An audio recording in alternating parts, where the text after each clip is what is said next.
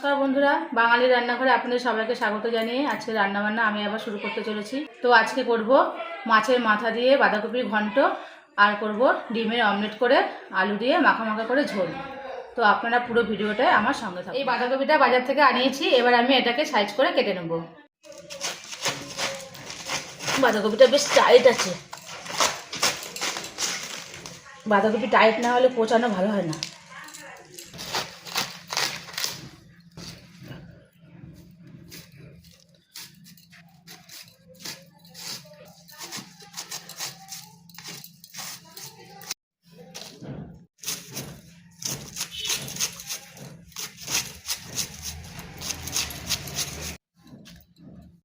বাঁধাকপিটা আমার কাটা হয়ে গেছে ঝিরিঝিরি করে। এবার আমি বাঁধাকপির জন্য আলুটাকে কেটে নেব।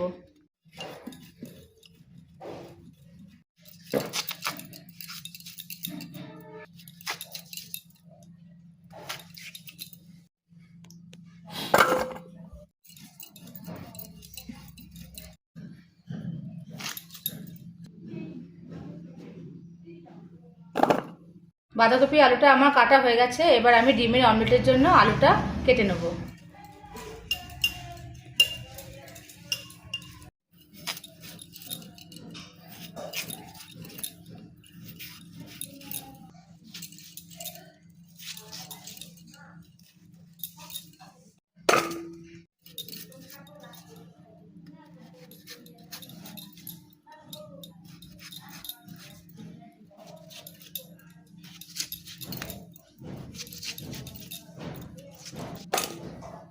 বন্ধুরা, এবার আমি ডিমের অমলেটের তরকারির জন্য পেঁয়াজটাকে ঝিরিঝিরি করে কেটে নেব।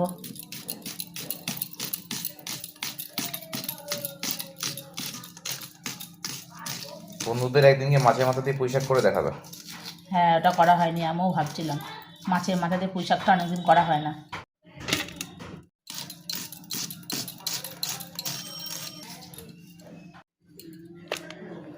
বন্ধুরা, এবার আমি বাঁধাকপিটা ধুয়ে নিচ্ছি। বাঁধাকপিটা পরিষ্কারই আছে, অল্প একটু আমি ওপর থেকে ধুয়ে নিলেই হয়ে যাবে।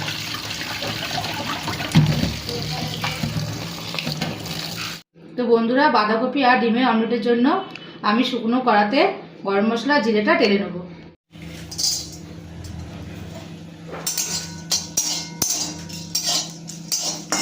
দিচ্ছি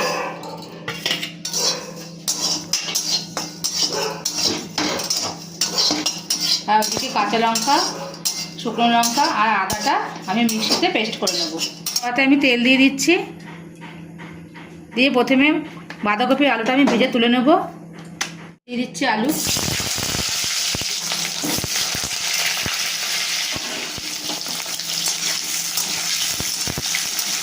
আলুটা একটু হালকা ভেজে আমি তুলে নেব। তারপর এই তেলের মধ্যে আমি মাছের মাথাগুলো দিয়ে ভেজে নেব। ভাজা হয়ে গেছে, এবার আমি আলুগুলোকে তুলে নেব।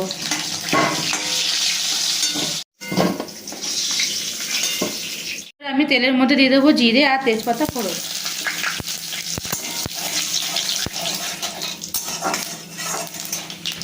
আর এখানে নিয়ে নিয়েছি কিছুটা মাছের মাথা, ভালো করে ধুয়ে নিয়েছি আমি। এবার তেলের মধ্যে আমি মাছের মাথাটা দিয়ে ভালো করে ভেজে নেব।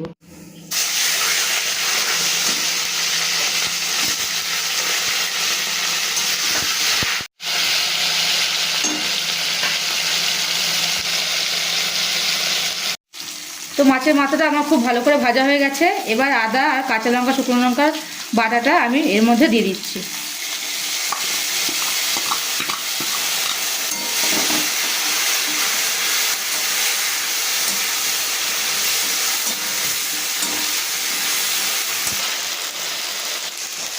আদাটা একটুখানি ভালো করে ভাজা ভাজা হয়ে যাক, তাহলে আদার কাঁচা গন্ধটা চলে যাবে।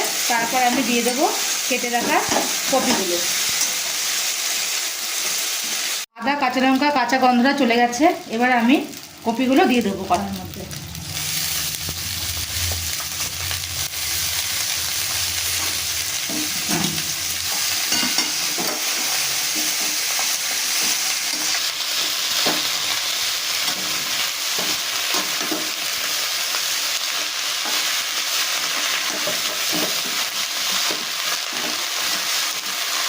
ওপর থেকে দিয়ে দেবো স্বাদ মতো লবণ আর দিয়ে দেবো সামান্য পরিমাণ একটু জল।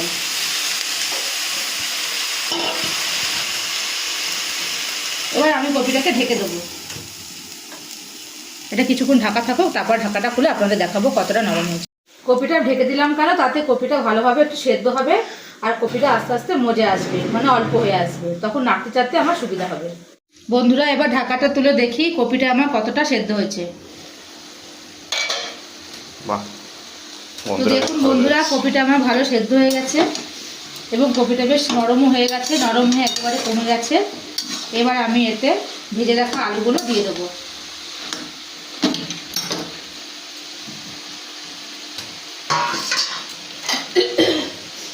আর দিয়ে দেবো পরিমাণ মতো হলুদ, কেননা লবণ তো আমি আগেই দিয়েছি। এবার এটাকে আমি খুব ভালো করে কষবো। আর যে বাকি জলটুকু আছে নিচে, সেটাও যখন শুকিয়ে যাবে তখন আমি ভাজা মশলাটা ওপর থেকে ছড়িয়ে নামিয়ে দেবো।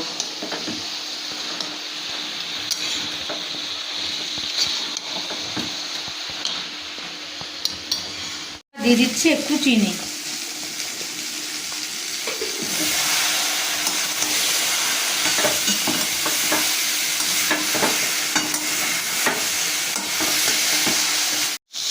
তো কপিটা আমার প্রায় রেডি হয়ে গেছে। আর দেখুন জলটা শুকিয়ে কতটা কপিটা কমে গেছে আর কালারটাও কতটা সুন্দর হয়েছে। এবার আমি ওপর থেকে ভাজা মশলাটা দিয়ে কপিটা নামিয়ে দেবো।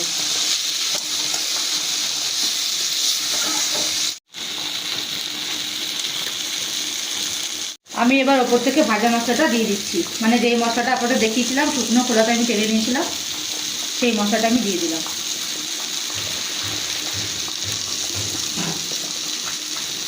এবার এটাকে একটু নাড়াচাড়া করে কপিটা আমার পুরো রেডি হয়ে যাবে, আমি নামিয়ে নেব।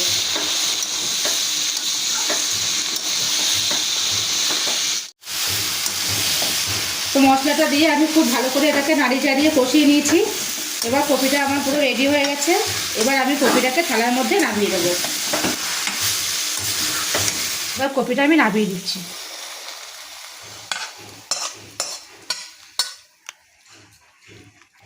দারুণ গন্ধ বেরাচ্ছে।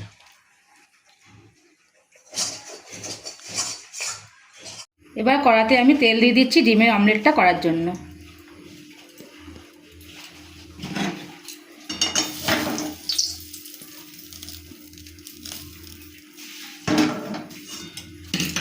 ডিমটাকে বন্ধুরা আমি আগেই ফাটিয়ে নিয়েছিলাম। তো এবার এটা আমি কড়ার মধ্যে অল্প অল্প করে দিয়ে ভেজে নেব।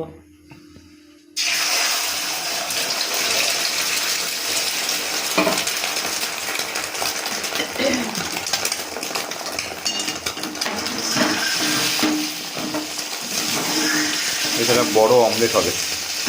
এটাকে আমি বড় করে তারপর আমি পিস পিস করে কেটে নেব, তাহলে বারবার করতে লাগে না।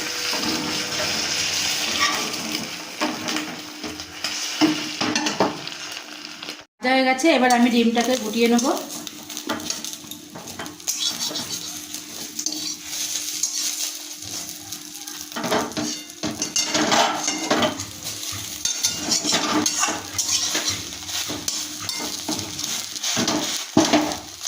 এবার আমি এটাকে পিস পিস করে কেটে নেব।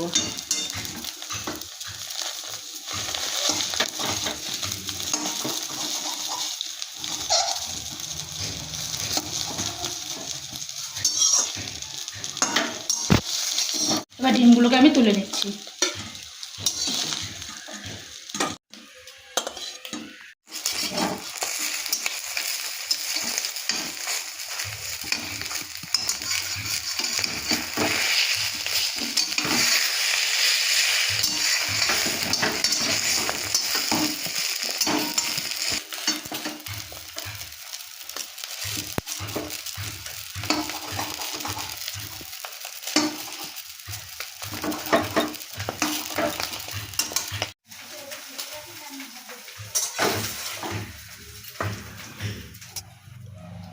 তো দেখুন বন্ধুরা, ডিমগুলোকে আমি এভাবে পিস পিস করে কেটে নিয়েছি। এবার আমি কড়াইয়ে তেল গরম হয়ে গেছে, তেলের মধ্যে পেঁয়াজ কুচিগুলো দিয়ে দেবো। দিচ্ছি জিরে ফোড়ন,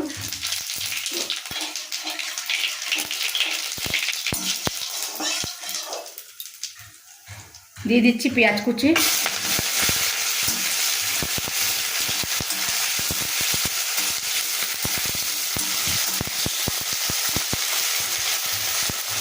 দিয়ে দিচ্ছি কেটে রাখা আলু।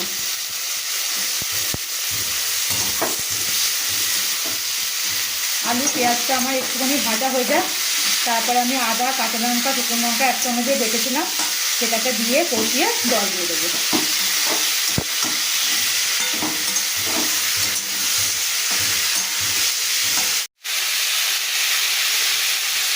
আলু আর পেঁয়াজ আমার ভাজা হয়ে গেছে, এবার আমি আদা আর কাঁচা লঙ্কা বাটাটা আলুর মধ্যে দিয়ে দিচ্ছি।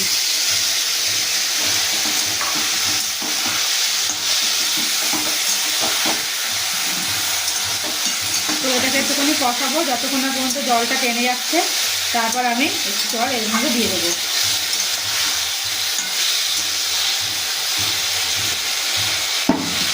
দিয়ে দিচ্ছি লবণ, হলুদ গুঁড়ো। এবার আমি এটা খুব ভালো করে কষাবো। আর পেঁয়াজ খুব ভালো করে আমার কষানো হয়ে গেছে, এবার আমি এতে জল দিয়ে দেবো।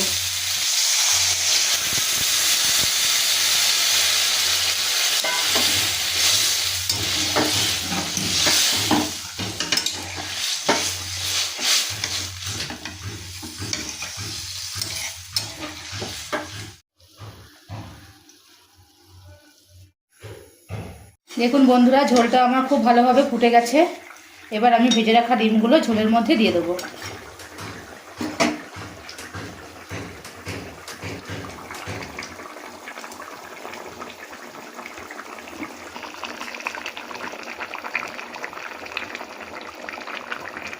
ঝোলটা খুব ভালোভাবে ফুটে গেছে, আমি ওপর থেকে ভাজা মশলাটা দিয়ে এবার নামিয়ে দেবো।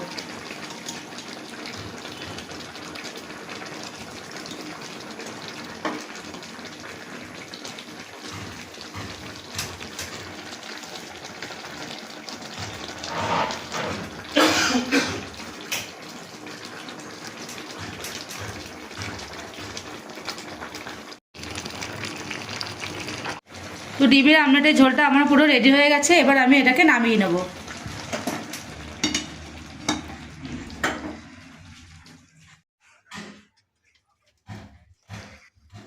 ডিমগুলো ফুলে বড় বড় হয়ে গেছে বেশ। ডিমগুলোর ভেতরে ঝোলগুলো ঢুকেছে না, ওই জন্য আরও বেশি বড় বড় লাগছে।